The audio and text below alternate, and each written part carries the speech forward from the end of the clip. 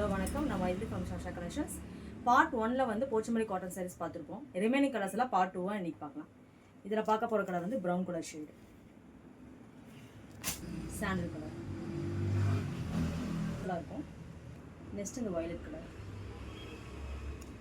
Next இந்த brinjal colour,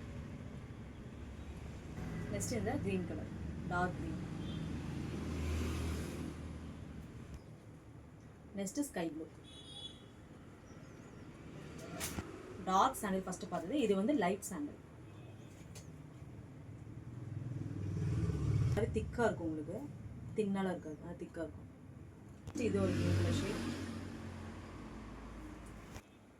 next இது ஒரு க்ரீன் கலர்.